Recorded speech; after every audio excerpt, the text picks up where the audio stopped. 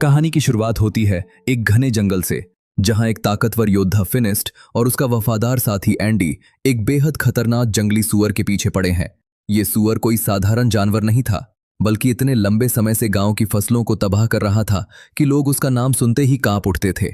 खेत उजड़ चुके थे, अनाज बर्बाद हो चुका था और गांव वाले इस जानवर से पूरी तरह परेशान हो गए थे।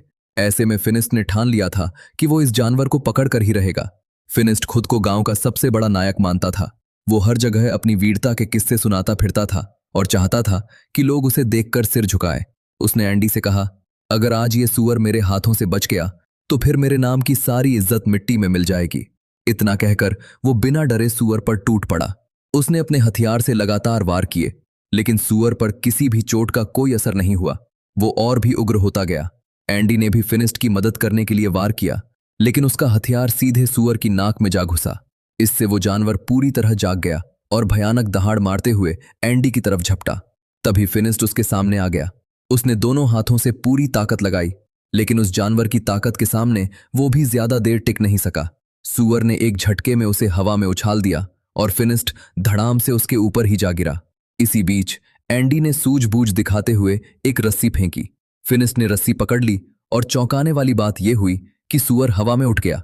फिनिस्ट ने उसी रस्सी को सुअर के पंखों और सींगों में उलझा दिया, जैसे वो किसी उड़ने वाली सवारी को काबू कर रहा हो। फिर उसने अपने इशारों पर उस सुअर को उड़ाना शुरू कर दिया। थोड़ी ही देर में वो उसे गांव की तरफ ले गया। गांव वाले जब ये नजारा देखते हैं तो सब हैरान रह जाते हैं। जिस जानवर से वे महीनों से डर रहे थे, उसे फिनिस्ट हवा में नचा रहा था। पूरा गांव फिनिस्ट फिनिस्ट चिल्लाने लगता है। हर कोई उसे अपने समय का सबसे बड़ा हीरो मानने लगता है। लेकिन इन्हीं लोगों के बीच एक बूढ़ी जादूगरनी बाबा यागा भी मौजूद थी।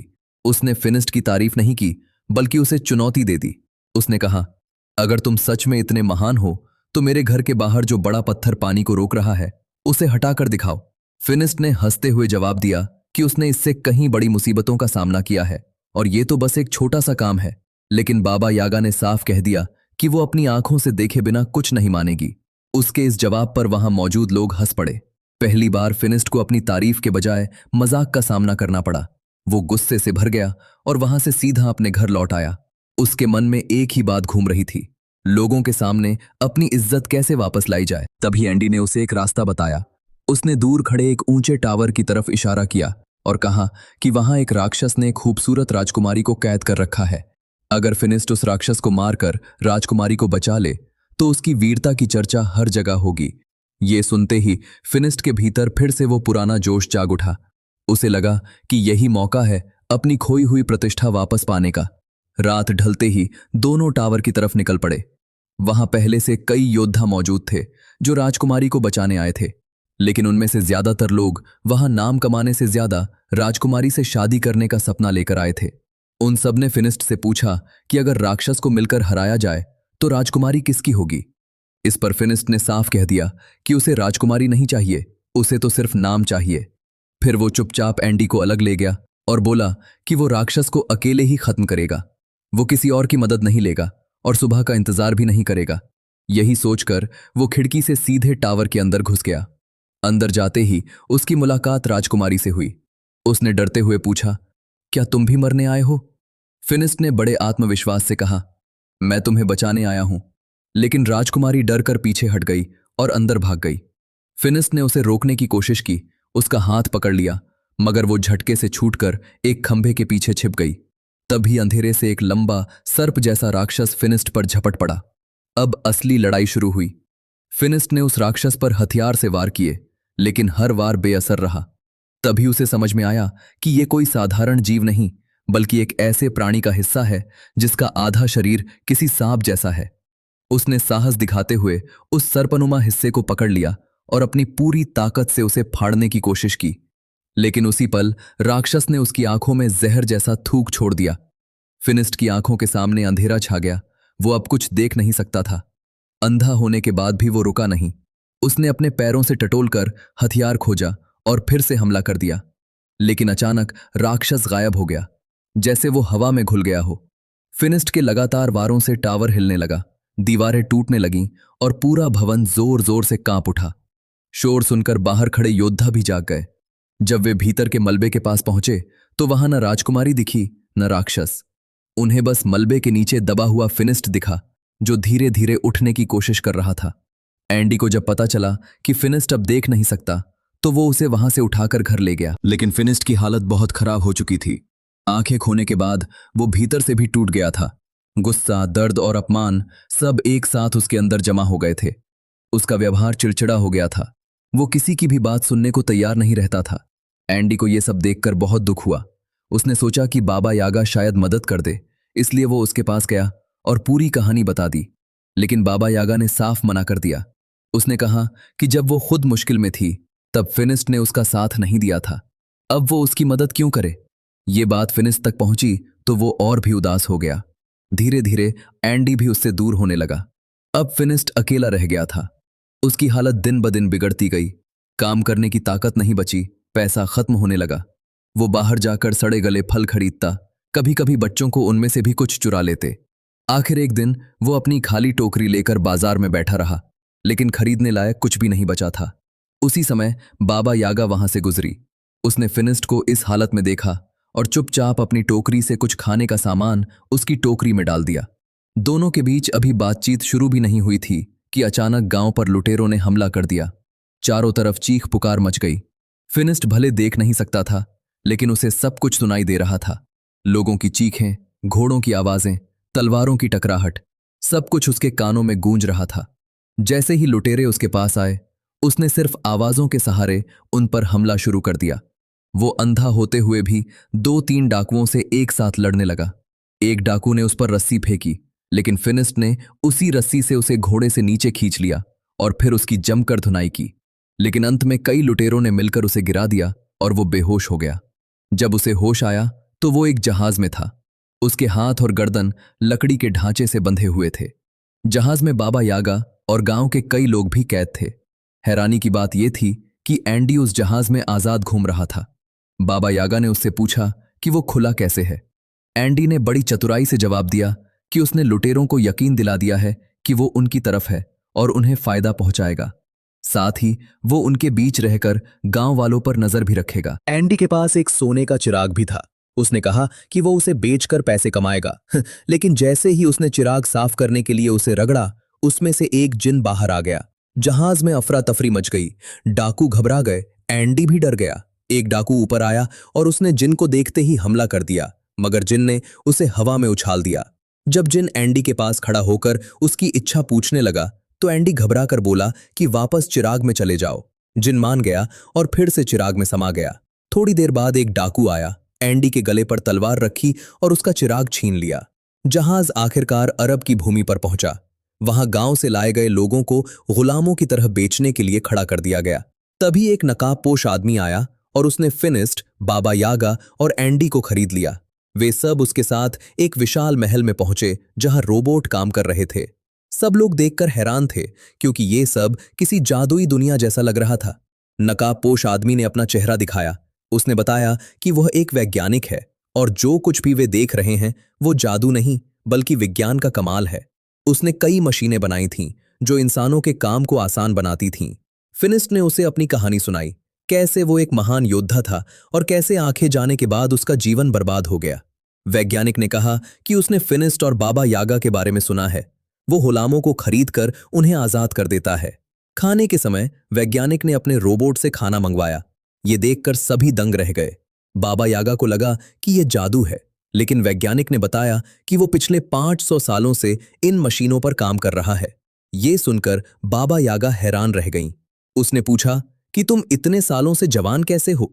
वैज्ञानिक ने जवाब दिया कि उसने एक खास रसायन तैयार किया है जिसे पीकर इंसान उम्र के असर से बच सकता है।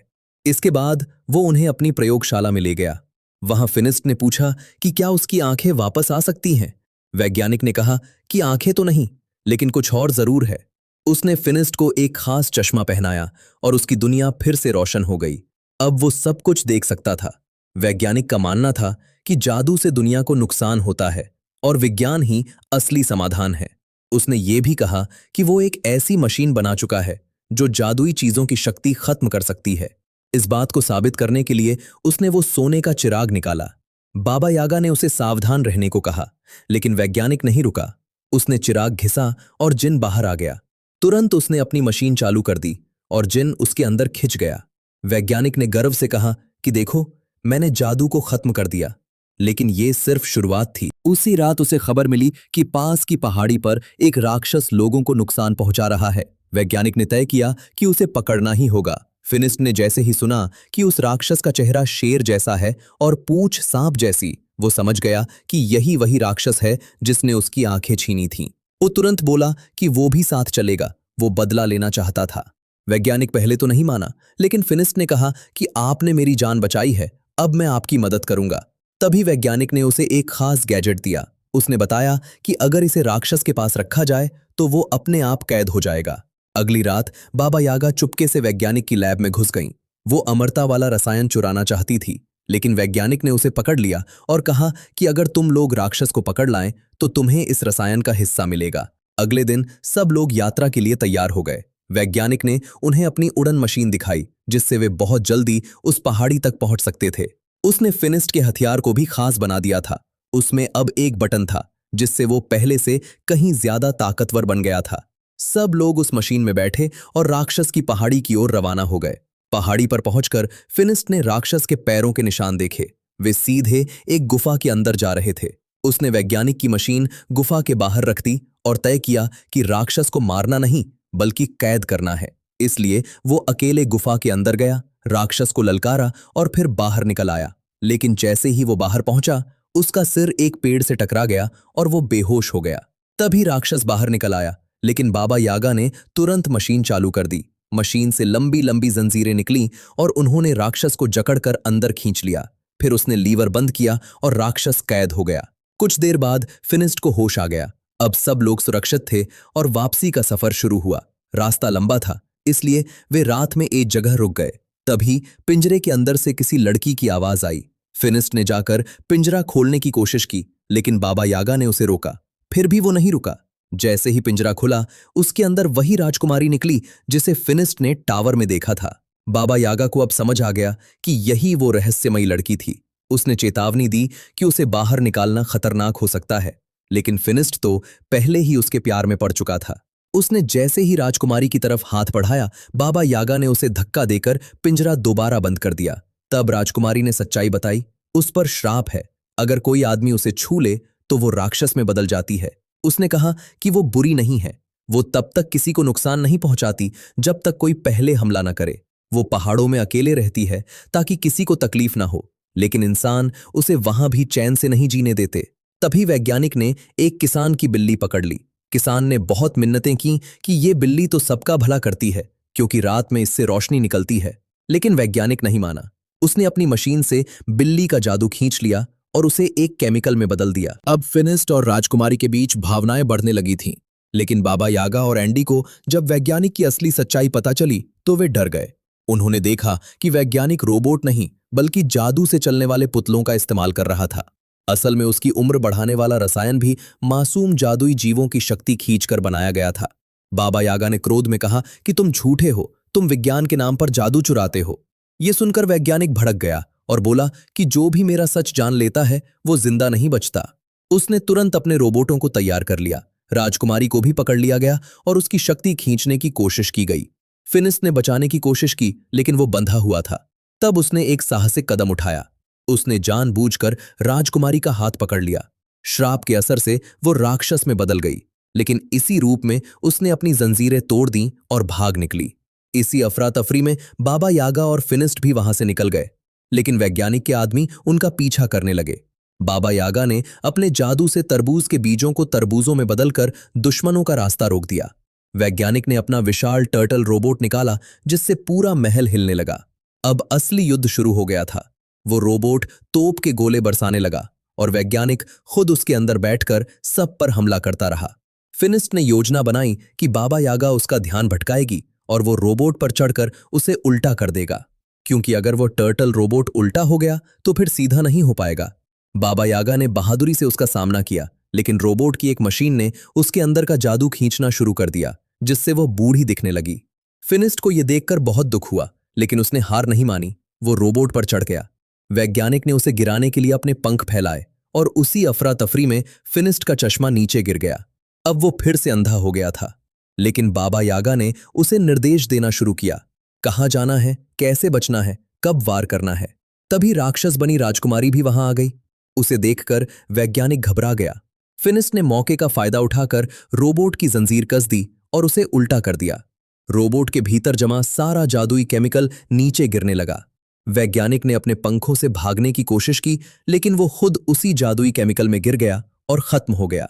दूसरी तरफ फिनिस्ट थक कर बेहोश हो गया। राजकुमारी ने उसे देखकर रोना शुरू कर दिया। उसे डर था कि फिनिस्ट अब नहीं बचेगा, लेकिन तभी उसके आंसू फिनिस्ट की आंखों पर गिरे और वो फिर से होश में आ गया। उसकी दृष्टि भी वापस लौट आई।